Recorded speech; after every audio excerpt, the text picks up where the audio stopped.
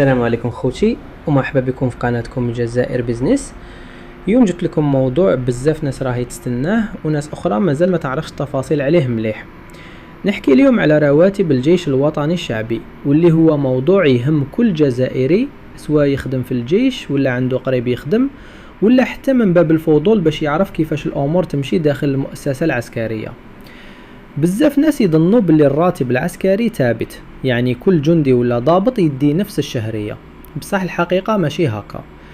الراتب العسكري يتبدل على حسب بزاف عوامل، كيما الرتبة والمنطقة اللي يخدم فيها وعدد سنوات اللي قضاها في الخدمة وحتى الحالة العائلية تاعو. مثلا جندي اللي يخدم في تمنراست ولا برج باجي مختار ماشي كيف الجندي اللي يخدم في العاصمة ولا في البليدة، لأن المناطق الحدودية فيها علاوات وامتيازات خاصة. وزيد عليها اللي متزوج وعنده أولاد يدي منح إضافية مقارنة بالعازب اللي مازال ما عندوش عائلة.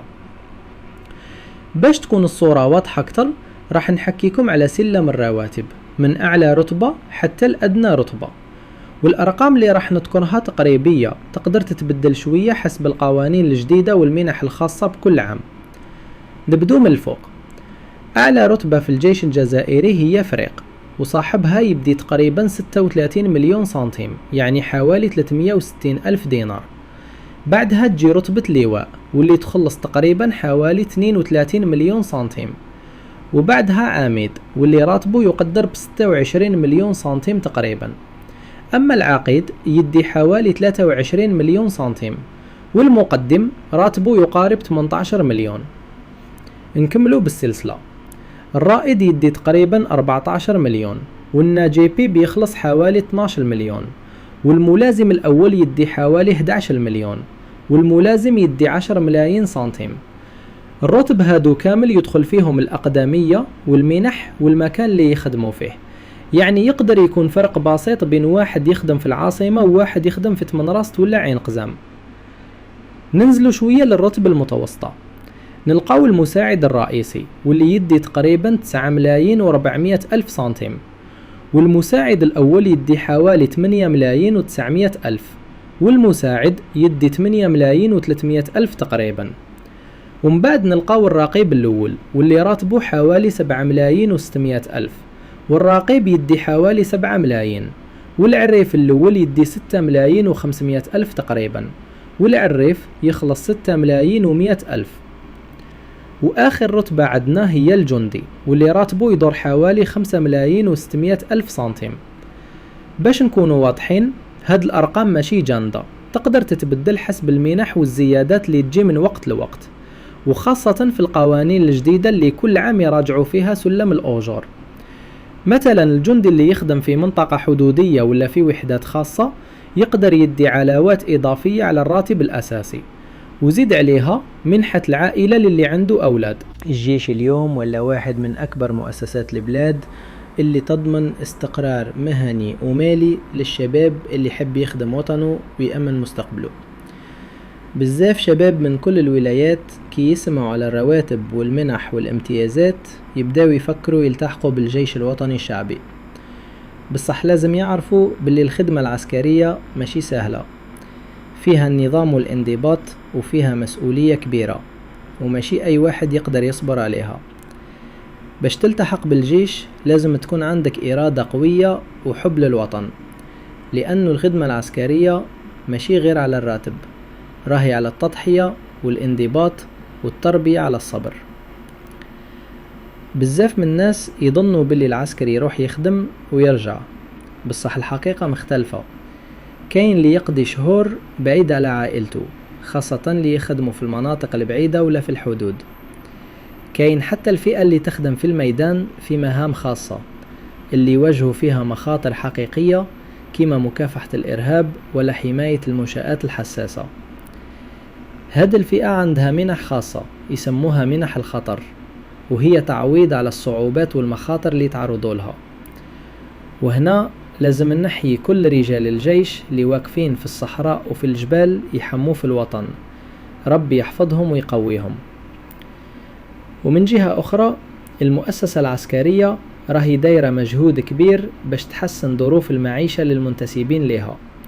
كاين زيادات دورية وكاين برامج سكن خاصة بالعسكريين، وحتى قروض ميسرة تعطيها مؤسسات مالية بتعاون مع وزارة الدفاع الوطني. الهدف هو يخلي العسكري يعيش مرتاح هو وعائلته، وما يقلقش على الجانب المادي باش يقدر يركز على خدمته وواجبه الوطني. وبالنسبة للناس اللي يحبوا يعرفوا كيفاش تتحدد الرواتب، لازم نقولكم باللي كاين نظام واضح يعتمد على الرتبة وعدد السنوات في الخدمة والمنطقة اللي يخدم فيها العسكري. كل عام تقريبا كاين مراجعة بسيطة في السلم، خاصة كي تكون زيادات عامة في الأجور ولا إصلاحات مالية في القطاع العام. كاين نقطة مهمة بزاف ناس تسقسي علاه رواتب العسكريين تختلف من منطقة لمنطقة. الجواب بسيط، لأن الخدمة في الصحراء ولا في المناطق الحدودية فيها تعب ومخاطر أكتر، وزيد الظروف المعيشية هناك أصعب. مثلا الجندي اللي يخدم في تمدراست ولا جانت يدي علاوة خاصة يسموها علاوة المنطقة كتعويض على البعد وصعوبة العيش.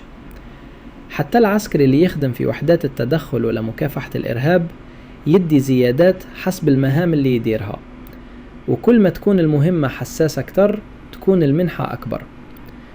وهنا يظهر باللي الدولة تحاول تكرم رجالها اللي يخدموها في الميدان بصدق وتضحية. كاين حتى منح التقاعد الخاصة بالعسكريين اللي تختلف على المدنيين. العسكري بعد عدد معين من السنوات في الخدمة يقدر يخرج بتقاعد محترم فيه منح إضافية، خاصة إذا كان شارك في عمليات أو كان عنده مهام ميدانية صعبة. يعني حتى بعد ما يخرج من الجيش يبقى يعيش بكرامة والدولة ما تنساهش. وهنا نحب نقول كلمة، الخدمة العسكرية ماشي مهنة كما باقي المهن، لأنها فيها روح وطنية ومسؤولية كبيرة، واللي يدخل فيها لازم يكون واعي باللي راه داخل طريق فيه تعب بصح فيه فخر كبير.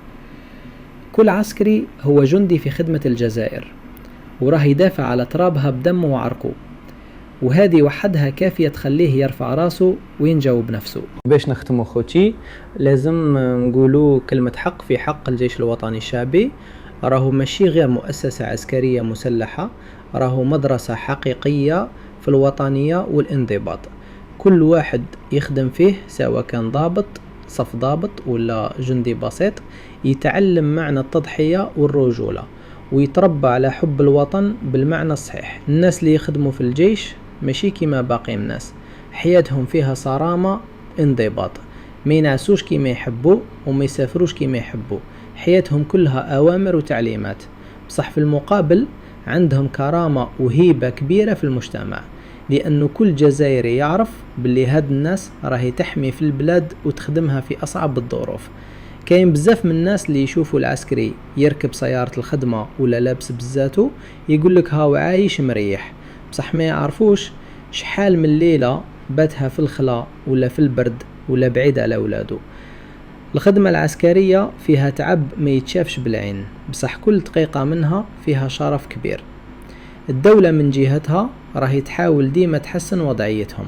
في السنوات الأخيرة شفنا زيادات معتبرة في الأجور والمنح، خاصة للجنود اللي يخدموا في الميدان، والنية ما زالت رايحة نحو تحسين أكثر، خصوصا مع التغييرات الاقتصادية اللي صاروا في البلاد. الهدف هو يكون العسكري يعيش مرتاح هو وعائلته بلا ما يحتاج يمد يده لحتى واحد.